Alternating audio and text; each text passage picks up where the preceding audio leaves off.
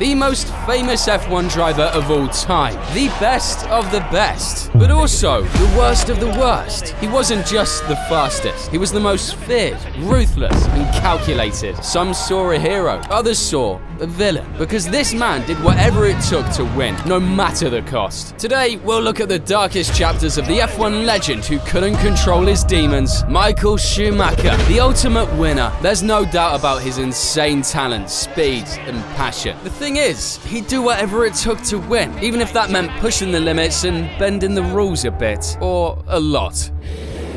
We know he's got a lot of tricks. If there was drama, you could bet Schumi was right in the thick of it, and that started way before he even made it to F1. And honestly, there are some crazy early stories about him that most people haven't heard of. The kind that make you stop and go, wait, he really did that? First one, the final race of the 1990 DTM season at Hockenheim. 3 drivers, Johnny Cecotto for BMW, Klaus Ludwig for Mercedes, and Hans-Joachim Stock for Audi had a shot at winning the championship. So where does Schumi come in? Well, Mercedes brought him in just for that race. A young German driver, loads of talent, seemed like a no-brainer, right? Wait till you see what Schumi did at the start.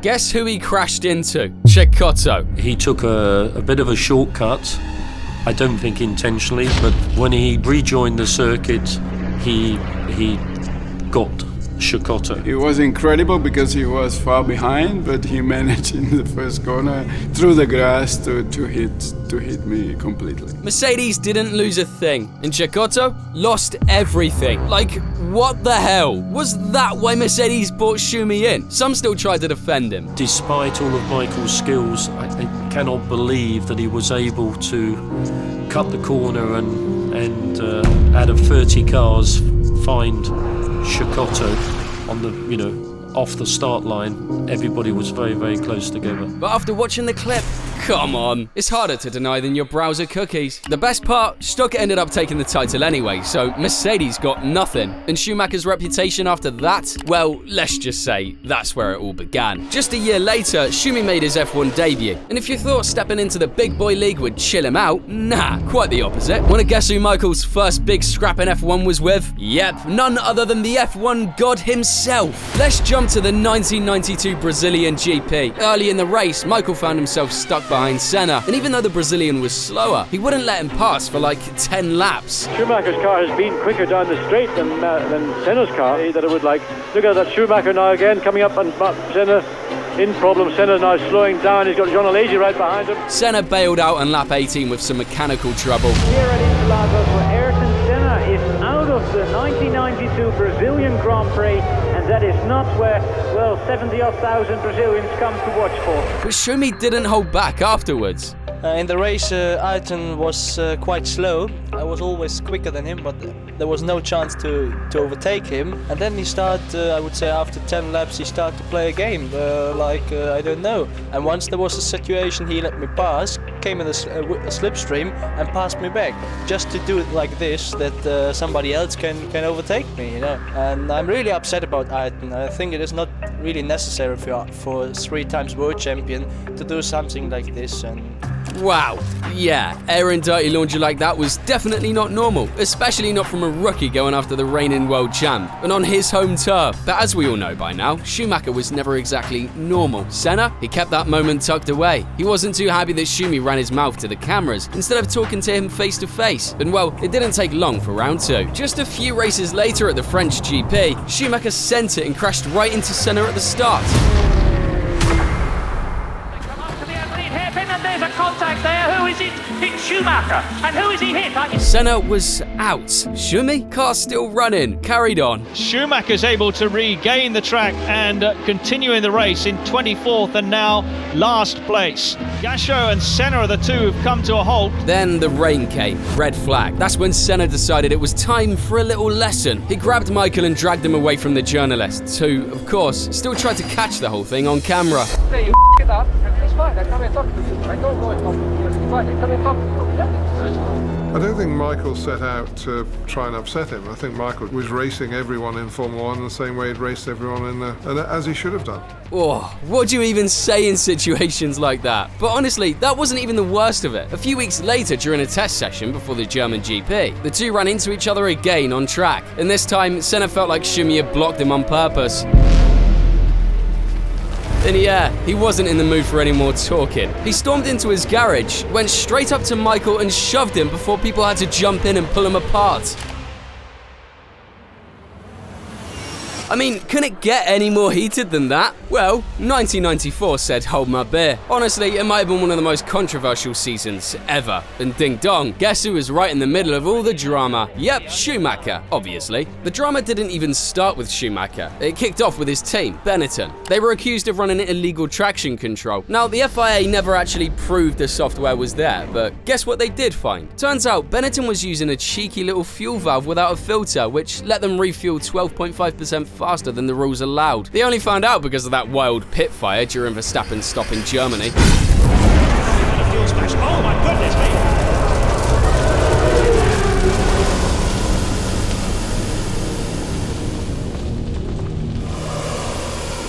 After that, the FIA said, nope, banned. And that was just the team's part. Schumi himself, yeah, he lit the whole thing up. His first bit of drama that season, the British GP. He came in leading the championship with a 37-point gap over Damon Hill, who had just snagged pole ahead of Michael. And get this, before the race even started, Schumi already decided to spice things up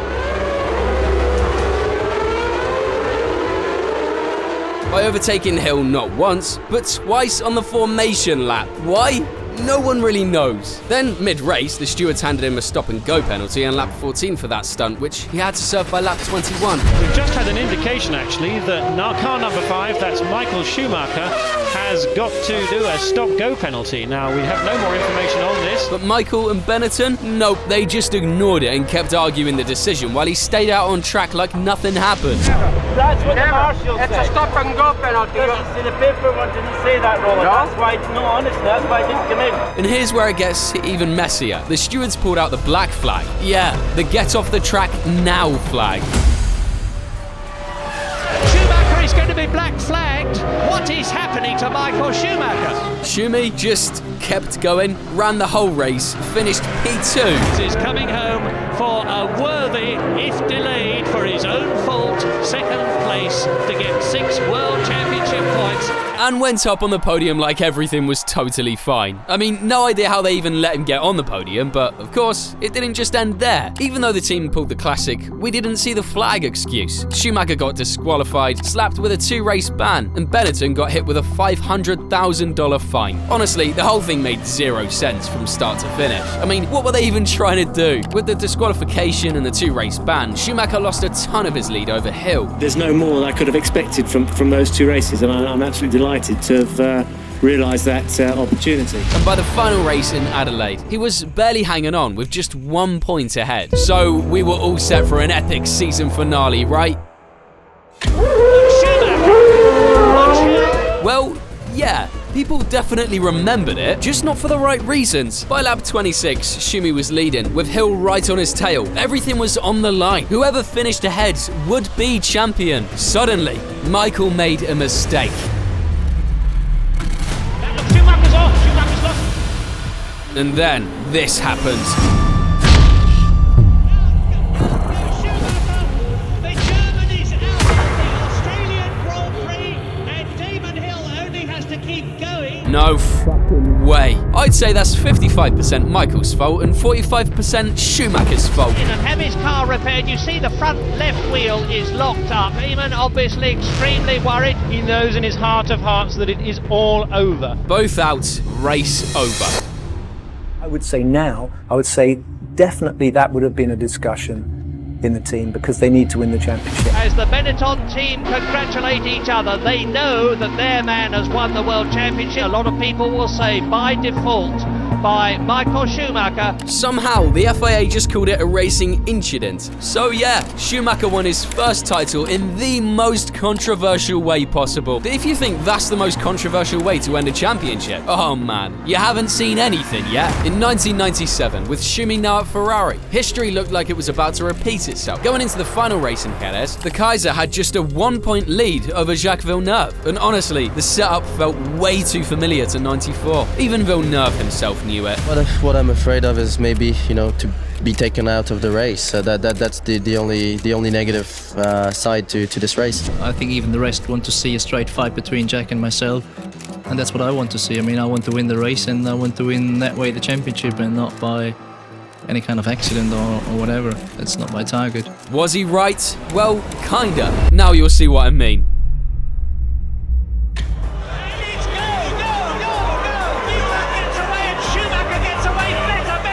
By lap 48, Schumacher was leading the race, with Villeneuve right on his tail. Again, whoever finished ahead would win the title. Sound familiar? Jacques went for a move down the inside into turn 6. And well, this happened. That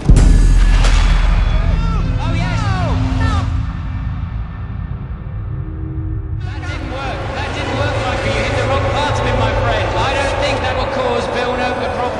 Same move as 3 years earlier, but this time it totally backfired. Villeneuve kept going, finished P3 and took the championship. Meanwhile, Schumi, honestly, it looked like he couldn't even stand himself. And no, there was no racing incident debate this time. It was 100% on Schumacher. The FIA wasn't messing around either. They straight up disqualified him from the championship. Though the act was apparently deliberate, it was instinctive and it was not premeditated. World Council therefore decided to exclude Michael Schumacher from the results of the 1997 Formula 1 World Championship. Yep, you heard that right. Not second, not third, just deleted. All to send a message. By that point, going up against Schumacher for the title meant one thing: you never know what he'd pull. But it took less than a season to see that. Yep, Michael hadn't chilled out one bit. At the 98 Canadian GP, he showed it again. He made his pit stop as race leader, and when he got back out, he went all in against Heinz-Harald Frentzen, who wasn't even a title contender.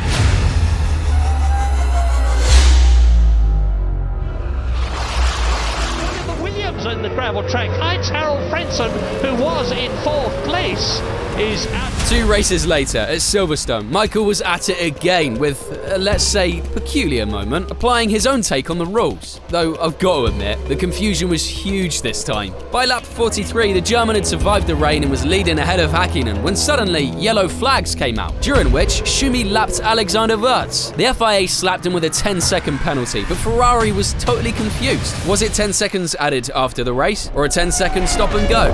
We think a stop and go penalty from Michael Schumacher. The lollipop was ready there, we didn't see any tyres. Ferrari called Schumacher into the pits on the last lap to serve the penalty. 25, it was 23 when this race started.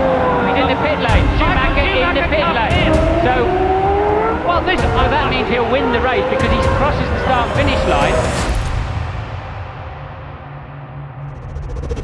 This could be an incredible bit of political acumen. Meantime, I'm looking to see Mika Häkkinen go through, and I'm pretty sure that Michael Schumacher has won the British Grand Prix. So he actually crossed the line first, won the race, then served the penalty. Like, what the hell? Schumacher was declared the winner. Even with those 10 seconds, he still would have won. Just a surreal moment I had to remind you about. What wasn't so funny, though, was what went down a few races later in Belgium. Yeah.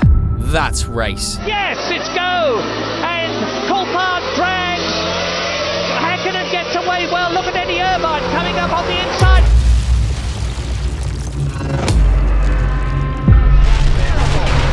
Oh, this is quite appalling. This is the worst start for a Grand Prix that I have ever seen in the whole of my life. By lap 25, Schumi was way out in front when, while lapping Coulthard, boom, disaster. Schumacher hits David Coulthard and is out. No idea how he made it back with just 3 tyres, but of course, that wasn't the end of it. Fired up like crazy, Michael stormed straight into the McLaren garage looking for Coulthard. Look at him, he's saying, I'm going to the stewards. James, can Can you enlighten? He's going to Coulthard. He's going to have it out with David Coulthard.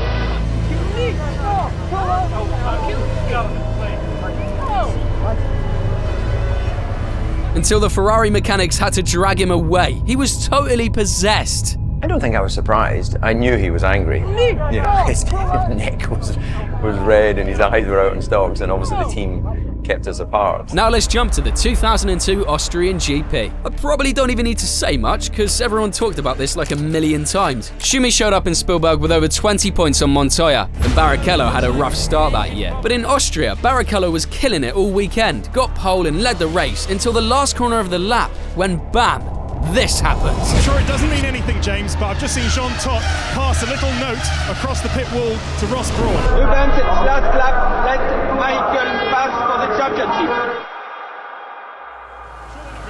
Do it again. I'm sure they're not going to make Rubens. But Rubens Barrichello comes through. He's not going to let Michael through, is he? No, they're going to... Yes, he is! I do not believe it!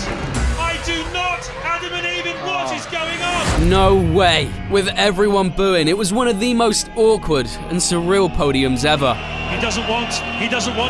That doesn't make up the difference to me, James. That's not the winner of the race, Michael Schumacher. Rubens should be there. Ferrari got hit with a $1 million fine. Super dumb and totally unnecessary. Schumacher's lead over Montoya was way too big for Ferrari to have to snatch the win from Barrichello like that. Don't do that.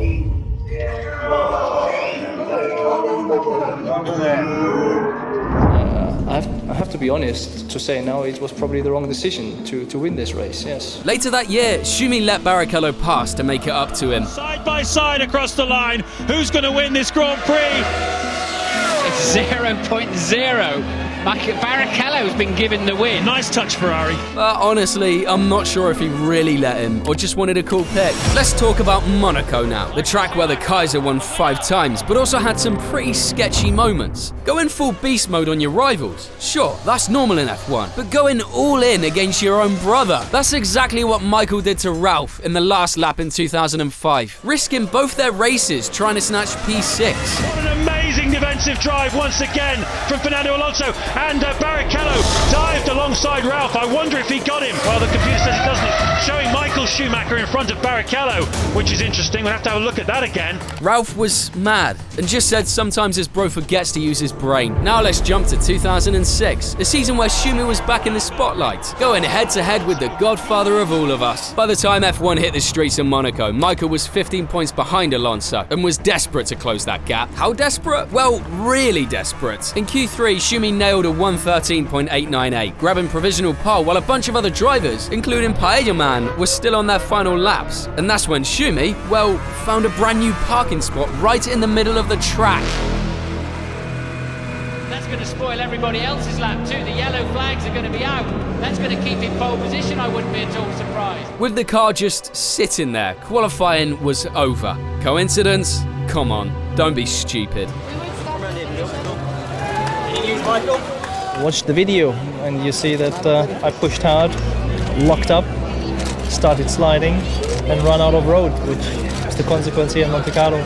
Alonso missed out on pole by less than a tenth. And no matter how much Schumacher claimed it was just a little mistake, it was way too obvious. Drivers, commentators, teams, no one held back. Touching the barrier, touching that, it's very, he's just parking the car. I just think it's cheap for the sport, and somebody who's prepared to do cheap things like that should really consider if he's in the right sport, It's not fair at all against the drivers and against all Formula 1 people. The result, they wiped his lap times and sent him straight to the back of the grid. Absolutely essential that everybody understands if you hold another driver up or you do something wrong, there will be a penalty. And the only way to make that qualifying proper and fair is to be very, very clear about that. Alonso got pole, and the Kaiser's reputation took a massive hit. And on Sunday, Schumi pulled off a drive only the real GOATs could manage, coming all the way back to P5 on the track where overtaking is basically impossible. Schumacher having a look at Button up the inside, and he makes it stick a beautiful pass by Michael Schumacher, and that last lap of his